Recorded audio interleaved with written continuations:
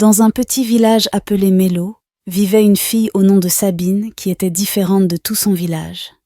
Elle était la plus pauvre du village, elle était la plus détestée, elle était la plus rejetée, que même dans ses moments difficiles, elle n'avait personne pour l'aider dans ce village.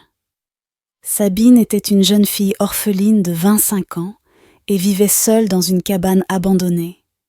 Le toit fuyait chaque fois que le ciel pleurait, et le vent froid soufflait à travers les fenêtres qui faisaient un bruit comme si elle était hantée. Son corps était caché par des vieux tissus qu'elle ramassait parfois dans des poubelles ou dans la rivière à l'abandon. Elle avait toujours habitude de chercher à changer les choses, mais rien ne voulait bouger comme un fardeau qu'elle était obligée de porter. Pour survivre et trouver de quoi manger, elle avait pour habitude de ramener de l'eau chez les gens, de faire la lessive. La vaisselle et parfois travailler même à la ferme de certaines personnes. Avec tous ces efforts, elle revenait toujours les mains vides. On dirait que tout le monde l'avait tourné le dos, et les femmes de son âge avec lesquelles ils ont grandi étaient déjà mariées, et chacun vivait chez elle. D'autres avaient même déjà des enfants, et étaient toujours vêtus de beaux vêtements. Même les hommes gardaient leur distance, craignant que son malheur ne déteigne sur eux. Mais Sabine n'était pas mariée, pas d'enfant, et personne avec lequel je pouvais rester et discuter. La vie de Sabine n'a été qu'une histoire de douleur et de chagrin. Elle traversait le village comme une ombre, sans être remarquée, sans être aimée et sans être désirée. Malgré tout, elle continuait à vivre, espérant qu'un jour tout ça va changer. Mais ce jour n'était pas encore arrivé. Par une chaude après-midi, Sabine a porté ses vieux vêtements jusqu'à la rivière pour les laver. Tandis que le soleil frappait fort et la rivière brillait comme un lac de pièces d'or. Elle s'agenouilla au bord de l'eau, frottant ses vêtements avec des mains aussi rugueuses que les routes du village. Le bruit de l'eau était son seul réconfort. Pendant que Sabine se lavait, elle a entendu un léger bruissement derrière elle. Elle se retourna rapidement, son cœur bondissant comme un oiseau effrayé. Là, debout et fière, se tenait une femme vêtue de vêtements si raffinés qu'il semblait être une reine. Son corps était propre et raffiné, ses bijoux brillaient et son sourire était plus doux qu'une plume. Elle s'approcha vers Sabine et dit bonjour avec une vie sublime et magistrale. Sabine cligna les yeux. Pour elle, c'était juste un rêve en ce moment. C'est après qu'elle a répondu bonjour maman avec une voix calme et frustrée. Elle a répondu « Je m'appelle Malia, je t'observe depuis Sabine et je connais les difficultés que tu traverses en ce moment. » Les yeux de Sabine brillaient, mais une question traversait son esprit. Comment cette jolie et belle femme connaissait mon nom? C'est en ce moment que Malia sourit comme si elle avait réussi à deviner, et elle continue en disant « J'ai un petit travail pour toi si tu veux gagner un peu d'argent. » Sabine regarde fixement, l'esprit en ébullition. Quel genre de travail?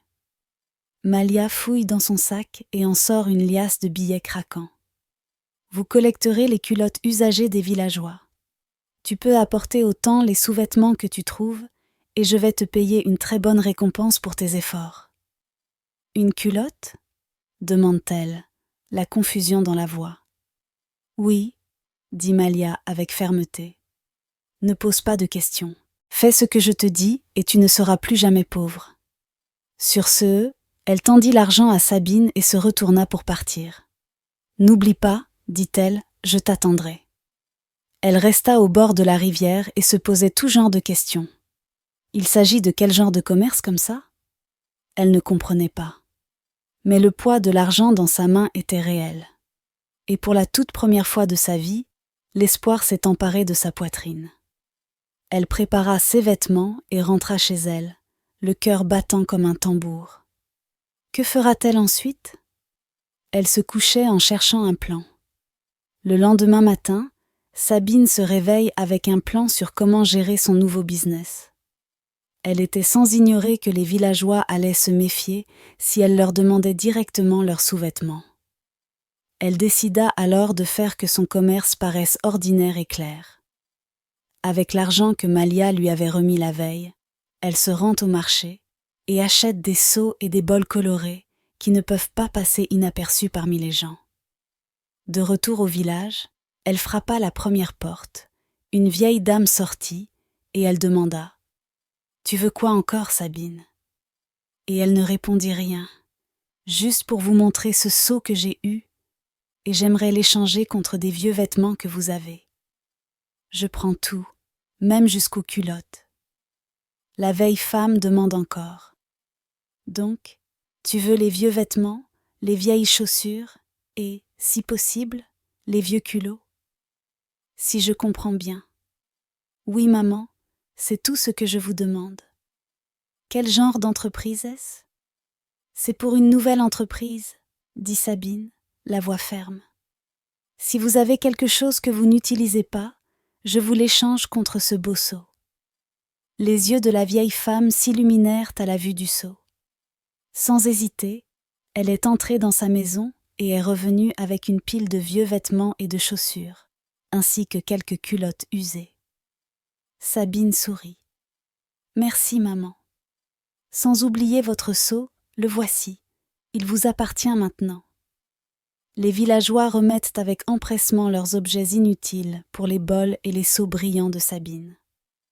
À la fin de la journée, ce qu'elle croyait impossible devenait peu à peu possible, et son sac était plein de vêtements, de chaussures et de culottes.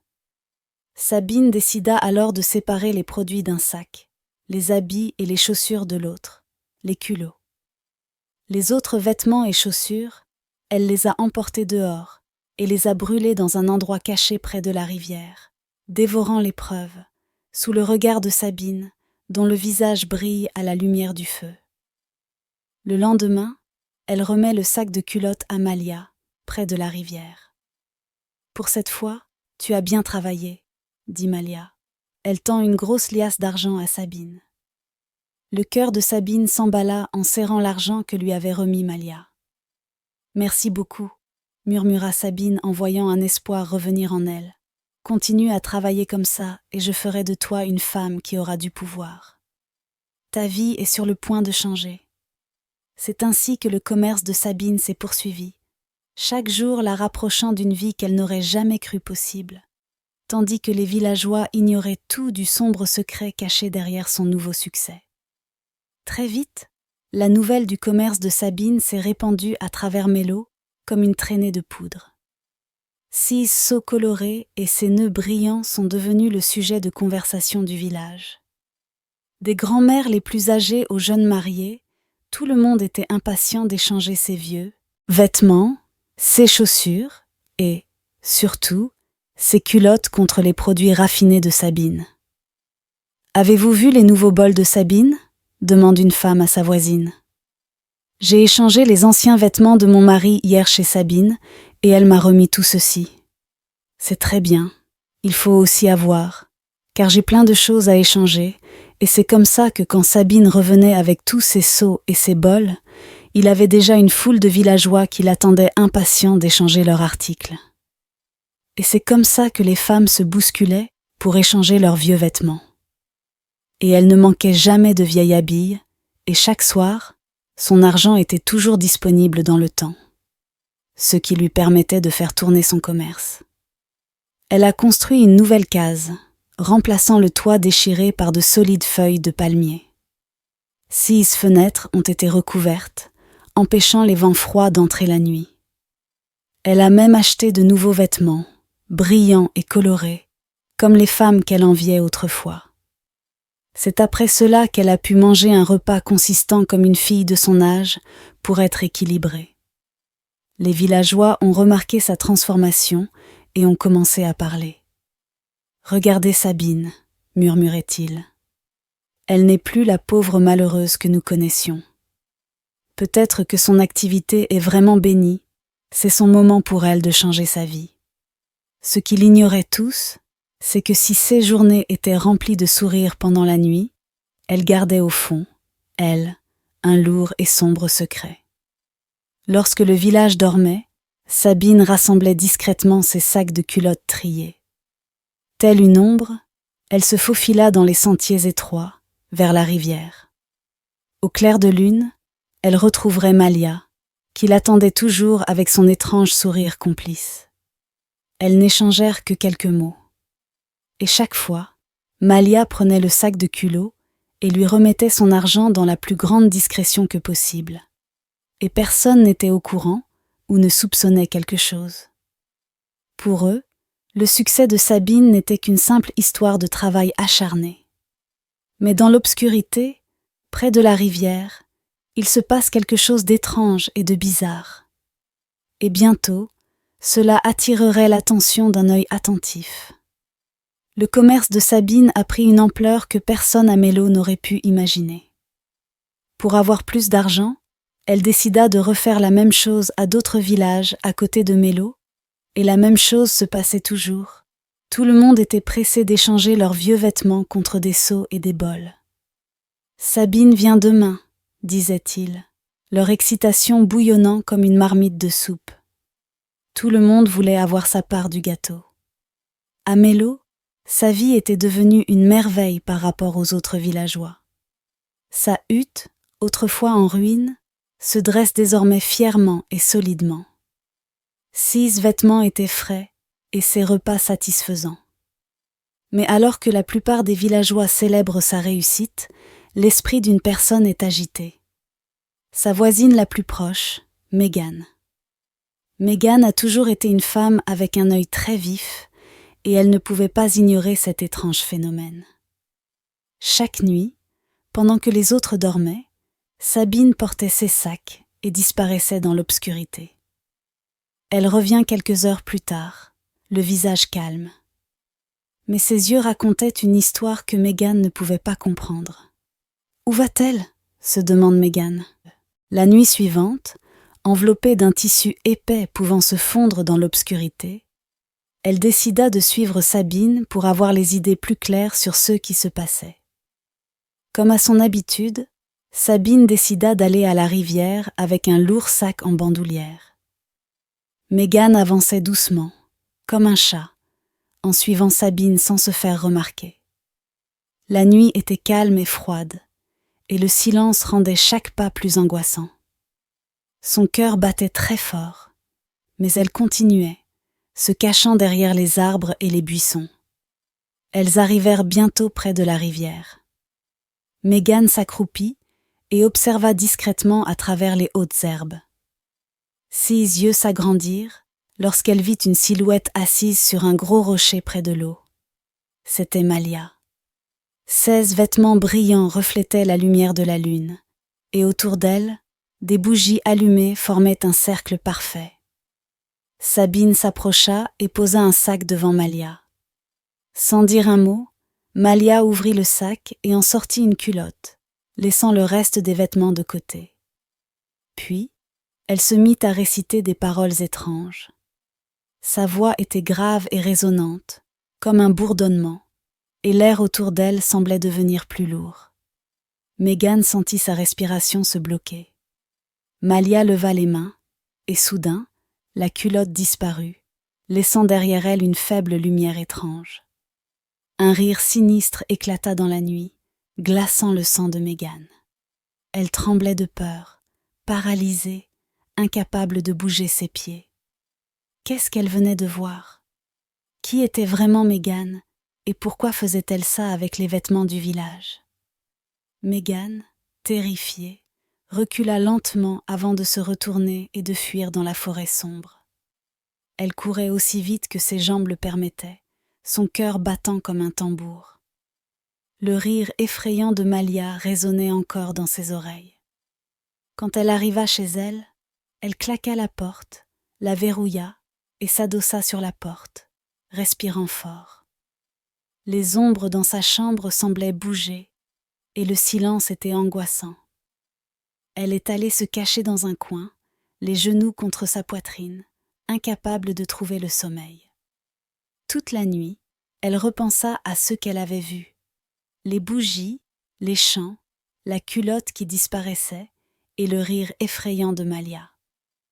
Elle murmura des prières, attendant impatiemment l'aube. Aux premières lueurs du jour, Mégane n'en pouvait plus. Elle enfila son manteau et courut pieds nus jusqu'à la maison des anciens du village.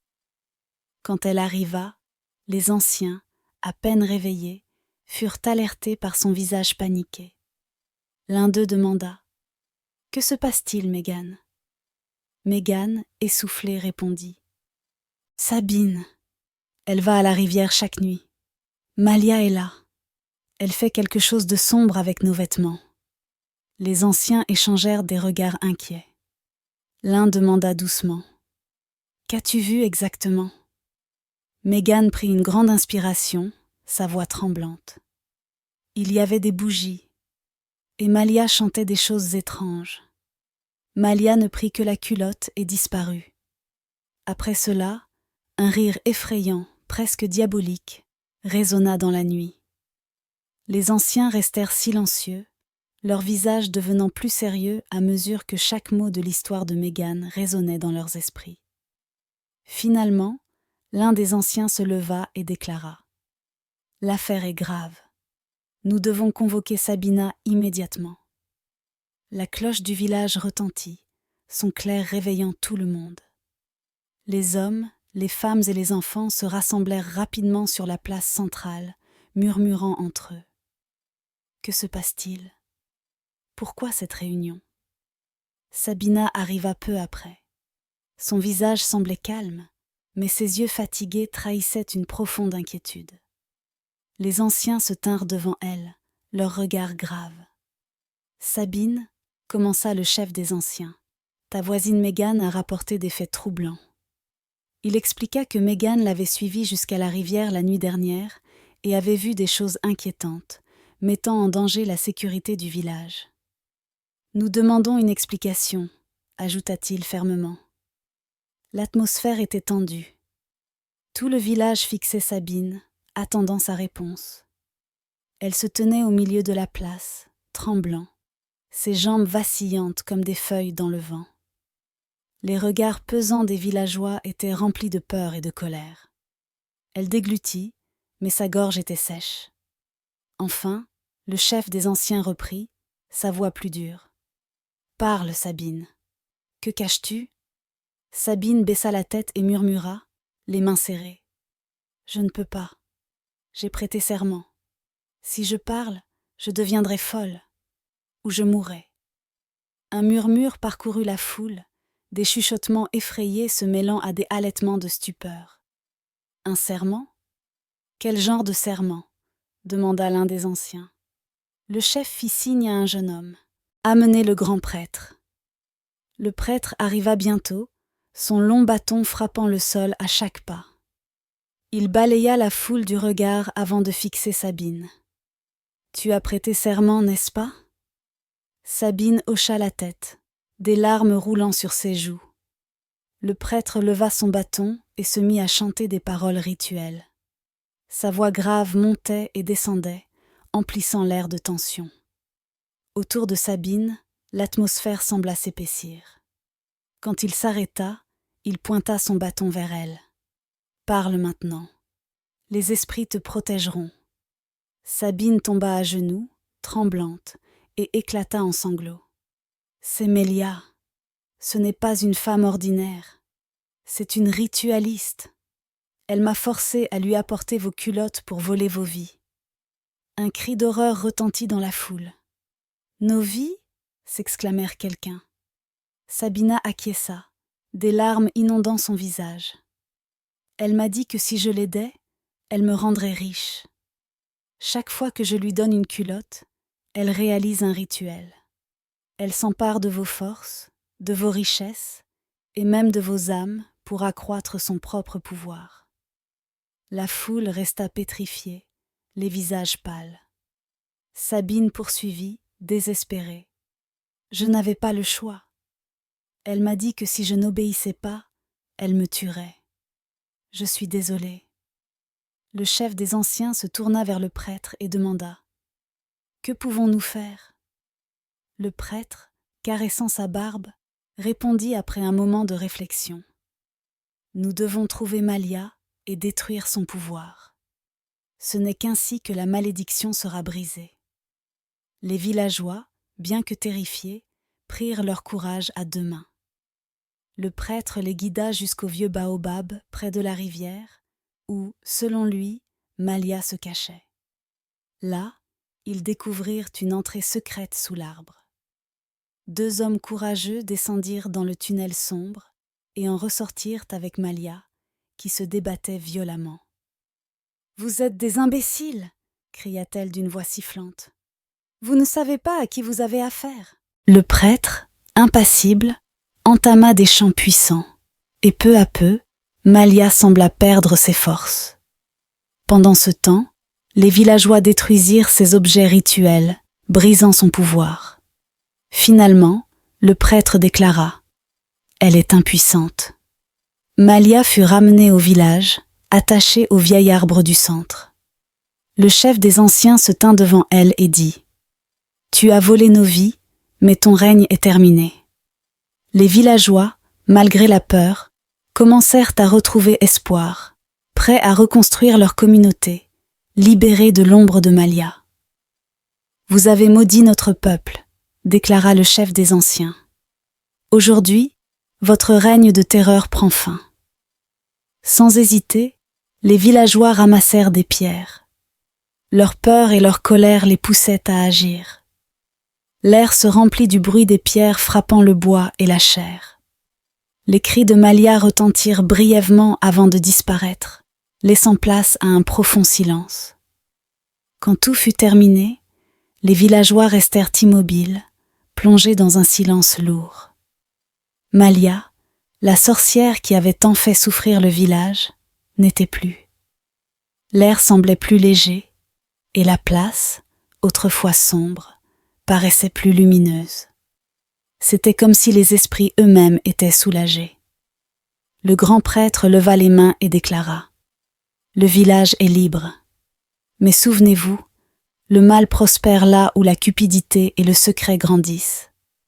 Nous devons rester vigilants. » Les villageois acquiescèrent. Leur cœur était encore lourd, mais ils étaient soulagés. Ils avaient gagné, mais les souvenirs des actes sombres de Malia resteraient à jamais gravés dans leur mémoire. Cependant, bien que Malia soit partie, les marques de sa malédiction étaient encore visibles sur ceux qui avaient été les plus touchés. Sabine et Malia portaient les conséquences de leur choix. Pour Mégane, son courage eut un prix, sa vue. Le lendemain de la mort de Malia, Mégane se réveilla dans l'obscurité totale. Le monde lumineux qu'elle connaissait n'était plus qu'un vide. Elle pleura, le cœur lourd de chagrin. Sabine, quant à elle, souffrait aussi. 16 jambes, autrefois assez fortes pour porter des sacs de vêtements, étaient devenues faibles et tremblantes. Chaque pas était une épreuve, et son corps trahissait le poids de sa culpabilité. Les villageois se tournèrent vers le grand prêtre, espérant un miracle. Avec ses rituels et ses chants, il invoqua les esprits. Peu à peu, Mégane retrouva la vue. Lorsqu'elle ouvrit les yeux et vit le village à nouveau, des larmes de gratitude coulèrent sur son visage. Mais pour Sabine, la guérison fut incomplète. Malgré tous les efforts du prêtre, ses jambes restèrent faibles. Boitant, elle s'agenouilla devant les villageois, les larmes aux yeux, et dit « Pardonnez-moi, je vous en supplie. J'ai été aveuglée par la peur et la cupidité. Je ne voulais pas vous faire de mal. » Les villageois restèrent silencieux, certains le regardant avec pitié, d'autres avec colère. Son chagrin était profond, mais ses actes avaient presque détruit le village.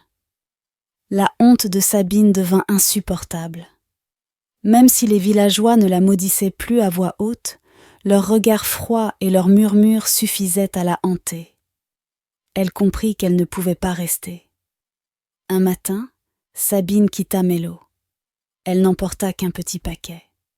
Boitant sur la route poussiéreuse, elle s'éloigna, le cœur lourd.